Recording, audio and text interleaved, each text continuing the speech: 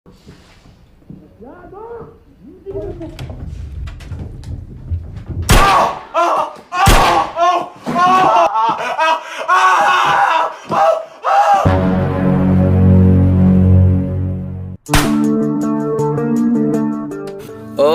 guys, gimana kabar kalian? Semoga sehat selalu. Selamat datang kembali lagi di channel Ceritain Film. Kali ini saya akan menceritakan sebuah film yang berjudul The Lost Twins tahun 2015. Film ini menceritakan kehidupan gadis yang telah ditinggal kedua orang tuanya, yang dimana dia dijinahi 3 orang pria. Gimana nasib pria yang telah menjinahi gadis tersebut? Sebelum masuk ke video, alangkah baiknya kalian tekan tombol subscribe-nya dan loncengnya agar kalian tak ketinggalan video terbaru dari channel ini. Jika sudah dan tak usah banyak cincong, langsung aja kita ke filmnya. Di awal film diperlihatkan seorang gadis yang akan melakukan latihan menembak. Dia bernama Jiun. Di sana tampak tembakan Jiun selalu tak pernah meleset alias tepat sasaran.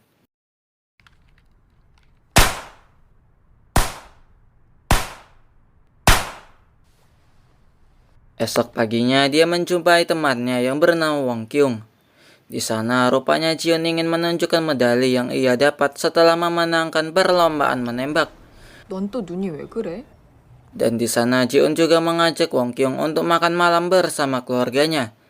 Namun Wong Kyung menolak ajakan Jiun dengan alasan dia akan pergi ke suatu tempat dengan pacarnya. Jiun pun memakluminya dan dia berlalu pergi. Lalu diperlihatkan Jiun yang ingin pulang bersama keluarganya.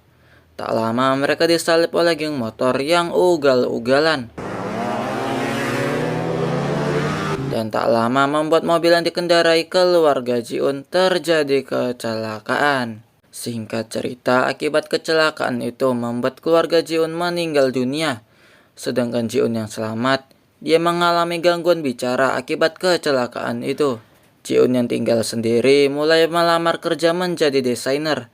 Karena bakat menggambarnya yang hebat, membuat dia diterima oleh perusahaan tersebut. Singkat cerita, rupanya Jiun dan Wong Kyung bekerja sampingan di pabrik kain.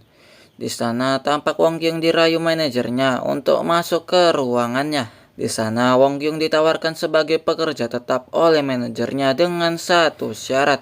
Yang syaratnya adalah Wong Kyung harus tidur sekamar dengan manajernya. Malam harinya Jiun berniat untuk menjumpai Wong Kyung. Namun sayangnya yang keluar malah pacarnya yang langsung mengusir Jiun dengan cara kasar. Esoknya saat kerja, Jiun menyempatkan dirinya untuk bicara dengan Wong Kyung, yang dimana Jiun mengajak Wong Kyung untuk pergi dari tempat itu dan meninggalkan pacarnya yang tampak kasar dengan Wong Kyung. Namun Wong Kyung menolak dengan keras dan meninggalkan Jiun sendiri. Malam harinya saat makan bersama dengan manajernya, terlihat sang manajer tampak memiliki niat buruk pada Wong Kyung. Jiun yang mengetahuinya mengajak Wong Kyung untuk keluar. Namun saat keluar, Wong Kyung malah tak senang dengan Jiun. Yang pada dasarnya Wong Kyung menerima ajakan manajernya untuk tidur dengannya, agar Wong Kyung menjadi pekerja tetap dan memiliki penghasilan yang tetap untuk masa depannya. Dan Wong Kyung langsung pergi meninggalkan Jiun. Saat berjalan, di sini Wong Kyung mengingat masa lalunya, yang dimana keluarga Jiun yang bisa kecelakaan akibat pacarnya yang ugal-ugalan saat di jalanan. Sedangkan di sisi Jiun saat berjalan pulang, tiba-tiba dia diculik oleh 3 pria yang akan menjinahi dia. Di sana Jiun langsung dijinahi bergilir oleh pria yang ada di sana.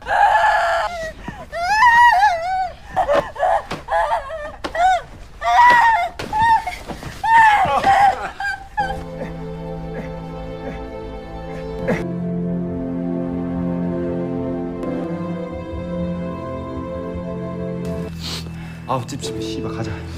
정신아. Ketika selesai, Jiun ditinggalkan begitu saja dengan keadaan telanjang. Lalu diperlihatkan polisi wanita yang baru siap dari tugasnya. Polisi itu bernama Kang. Saat Kang berjalan pulang, tak sengaja dia berpapasan dengan Ji-un yang tampak ada masalah. Di kantor polisi tampak polisi yang bernama Kim sedang menelpon dengan bandar judi ilegal, yang rupanya diam-diam polisi Kim bekerja sama dengan bandar judi tersebut. Saat itu Ji-un yang akan melaporkan kejadiannya, malah polisi Kim lah yang menanganinya. Saat Ji-un membicarakan kejadiannya, tampak polisi Kim tak menganggapnya serius karena cara bicara Ji-un yang gagap. 아가씨가 죽어라고 소리를 지르면 나가는 사람 한 명이라도 그 소리를 들어야 되는 거 아니야? 그런 생각이 드는데. 난 들을 잡던가 말던가 할 거 아닙니까? Dengan kecewa, Ji-un pun pergi dengan meninggalkan barang bukti beberapa rambut orang yang telah menjinahi dia.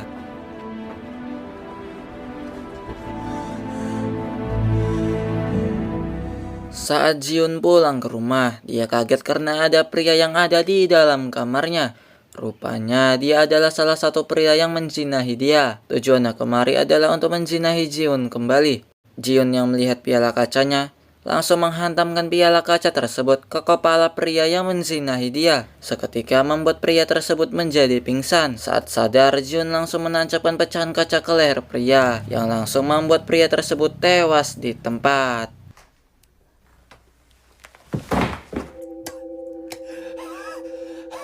Tak lama Ji-un kedatangan polisi, yang dimana polisi tersebut adalah polisi Kang, yang meminta maaf atas perilaku polisi sebelumnya. Dan sekarang dialah yang membantunya atas kasusnya Ji-un. Namun Ji-un menolak bantuan polisi, karena dia sudah tak percaya dengan para polisi. Esoknya saat bekerja di pabrik, Ji-un kembali didatangi oleh polisi Kang, yang kembali menawarkan bantuan kepadanya. Namun Ji-un tetap menolak tawaran polisi. 무슨 수를 써서라도 잡아서 막아야죠. 그럼 그 나쁜 놈들은 그렇게 해도 되는 줄 알고 또 그럴 거 아니에요. Saat di rumah, Ji-un memotong bagian-bagian tubuh pria yang telah menjinahi dia, dan Ji-un menyembunyikan potongan tersebut di dalam kulkas. Karena terlalu banyak potongan, membuat beberapa potongan terjatuh karena kulkas yang sudah tak muat. Ji-un berniat membuang beberapa bagian potongan, namun bertepatan saat itu polisi Kim juga mencari Ji-un. Saat sudah bertemu di sana, polisi Kim langsung mengejar Ji-un. Di sana Ji-un tak sengaja menjatuhkan tas yang berisi salah satu potongan. Saat polisi Kim membukanya, rupanya itu adalah sebagian potongan tangan, yang membuat polisi Kim menjadi kaget. Ji-un pun langsung melarikan diri. Namun pada akhirnya dia terpojok karena jalannya buntu. Di sana Ji-un akan ditangkap dan akan dibawa ke kantor polisi. Namun Ji-un berhasil memukul kepala polisi Kim dengan batu. Di sana Ji-un juga menodongkan senjata yang tak sengaja dijatuhkan polisi Kim. Di sana polisi Kim menggertak Ji-un untuk menembak karena pikirnya Ji-un tak akan berani. Tanpa disangka, Ji-un langsung menembakkan senjatanya ke arah jantung polisi Kim, yang membuat polisi Kim langsung tewas di tempat. 싸워, 귀신 같은 년아. 자, 싸우라니까!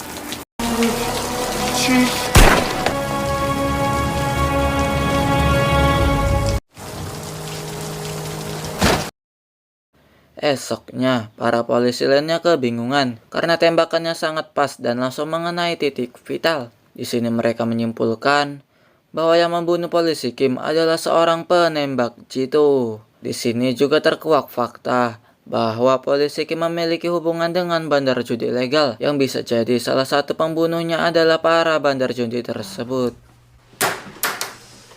Di sisi Ji-un, dia kembali dihubungi oleh polisi Kang yang bermaksud untuk menyelidiki kembali kasus Ji-un. Dan akhirnya Ji-un pun luluh dan mau dibantu oleh polisi Kang.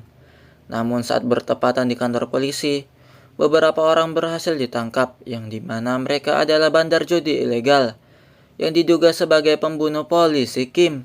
Di sana juga rupanya ada dua pria yang telah menzinahi Ji-un, yang juga sebagai tersangka pembunuh polisi Kim. Ji-un yang melihatnya, dia segera pergi karena trauma akan hal buruk yang telah menimpanya. Singkat cerita, rupanya dua pria tadi dibebaskan polisi karena tuduhan mereka tak memiliki bukti. Sedangkan Ji-un, dia secara diam-diam memantau dua pria yang telah menjinahi dia. Tujuan Ji-un melakukannya hanya untuk mencari alamat dari pria-pria tersebut.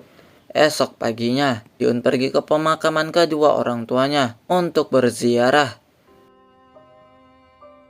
Setelah itu saat Jiun pulang ke rumahnya, dia tak sengaja berpapasan dengan pacar Wong Kyung yang tampak bercak darah di bagian pakaiannya. Jiun pun berlari untuk melihat keadaan Wong Kyung. Benar saja, rupanya Wong Kyung telah dianiaya oleh pacarnya. Akibat dia ketahuan berselingkuh dengan manajernya, Jiun pun langsung membawa Wong Kyung ke rumah sakit untuk mendapatkan perawatan. Saat Jiun kembali ke rumah, Jiun memancing amarah pacarnya Wong Kyung dengan menghancurkan kaca mobilnya. Dengan marah, pacarnya Wong Kyung langsung ingin memukul Jiun. Namun tiba-tiba, ya, Jiun langsung menembak kepala pacarnya Wong Kyung yang tepat di jidatnya, yang membuat pacarnya Wong Kyung langsung tewas di tempat. Esok paginya, para polisi langsung mengamankan TKP. Dan di sana juga mereka mengetahui bahwa pelurunya adalah peluru yang sama saat ditemukan di TKP polisi Kim tewas. Di sana polisi Kang langsung menemui Wong Kyung di rumah sakit. Di sana polisi Kang meminta informasi tentang pacarnya, bahwa ketika dia pingsan secara tiba-tiba dia sudah terbangun di rumah sakit. Dan dia tak tahu kejadian tewasnya pacarnya. Saat polisi Kang kembali ke kantor, dia mendapatkan sebuah paketan dari Jiun yang berisi sebuah gambar kesatria wanita yang membawa pistol, yang dimana gambar itu adalah ilustrasi dari Jiun sendiri. Sedangkan Jiun, dia pergi ke rumah salah satu pria yang telah menzinahi dia. Dengan diam-diam, rupanya Jiun masuk ke rumah sang pria dan langsung menembaknya di bagian kemaluan dan kepalanya.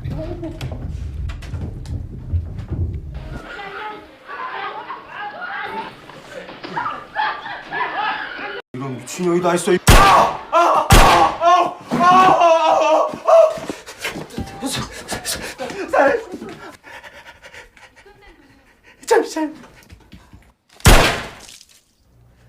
Di sisi polisi Kang, dia terkejut karena hasil tes DNA rambut yang sempat diberikan Jiun adalah rambut orang yang telah menjadi korban pembunuhan. Polisi Kang yang penasaran langsung membobol rumah Jiun berharap mendapatkan informasi. Namun saat di dalam, Kang melihat buku harian Jiun. Di sana rupanya Jiun menulis semua rasa kecewa dan kesakitannya karena dunia yang terlalu pahit untuk dia rasakan. 그 짐승을 죽여야만 했던.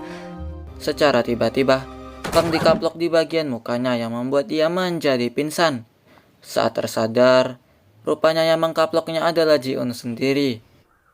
지은 씨, Di sana, polisi Kang meyakinkan Jiun bahwa dia siap akan membantunya dan menyelesaikan kasusnya. 여기서 멈춰야 돼요.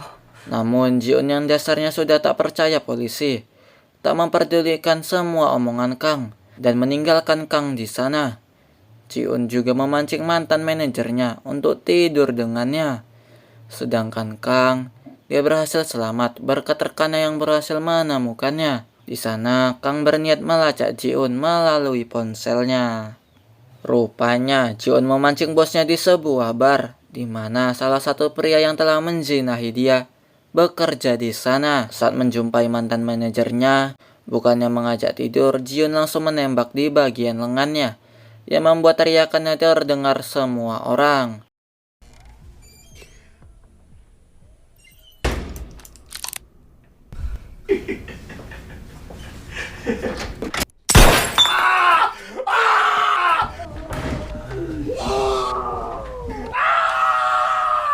Saat salah satu pria membuka pintunya, dengan cepat Jiun langsung menembak di bagian pahanya, yang membuat teriakan mereka terdengar keras.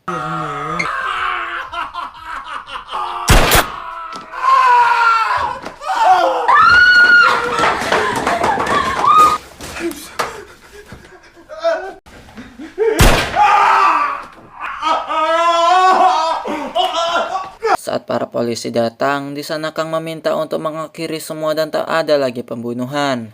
Di sana Jiun yang depresi berat berniat untuk bunuh diri. 안 돼요.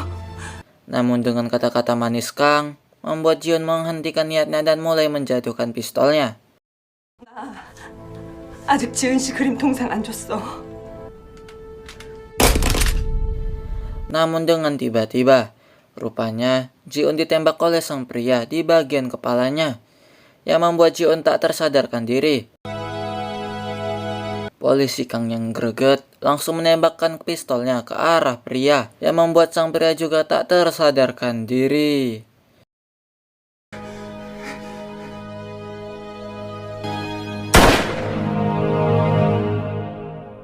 총 내리세요.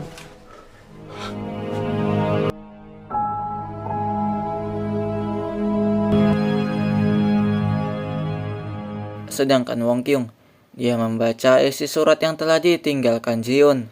Jiun berpesan bahwa dia berharap Wong Kyung bisa hidup lebih baik untuk kedepannya. Dan dia sama sekali tak membenci Wong Kyung setelah kematian kedua orang tuanya. Wong Kyung yang membacanya, dia menyesali semua perbuatannya akibat tak mendengarkan perkataan temannya. Di rumah sakit, rupanya Jiun dan sang pria berhasil selamat walaupun dengan keadaan kritis. 너 곧 윤리원에 회부될 거야. Saat Kang menenangkan dirinya di kantin rumah sakit, tak sengaja dia mendengarkan percakapan para suster. Mereka mengatakan bahwa Jiun sebelumnya telah menjadi pendonor jantung.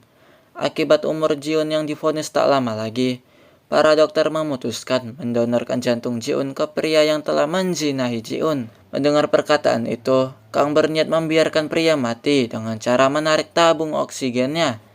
Namun tiba-tiba, Kang berubah pikiran, yang dimana Kang malah mencabut tabung oksigen milik Jiun, yang membuat Jiun meninggal dunia.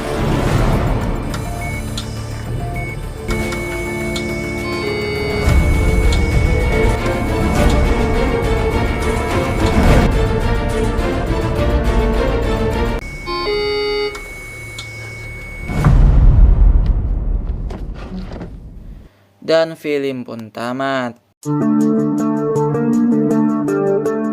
Oke, gimana filmnya? Lumayan tegang lah ya kan? Jika kalian kurang puas dengan alur ceritanya, maka sangat disarankan menonton filmnya secara langsung. Jika kalian bertanya gimana nasib pria yang telah menzinai Jiun, maka jawabannya dia juga meninggal akibat luka pada jantungnya yang membuat pendarahan yang hebat, membuat dia tak lama juga ikut meninggal. Dan itulah alur cerita dari film The Lost Choice tahun 2015. Jika kalian punya kritik dan saran, bisa komen di bawah untuk kedepannya mau diceritaan film apa.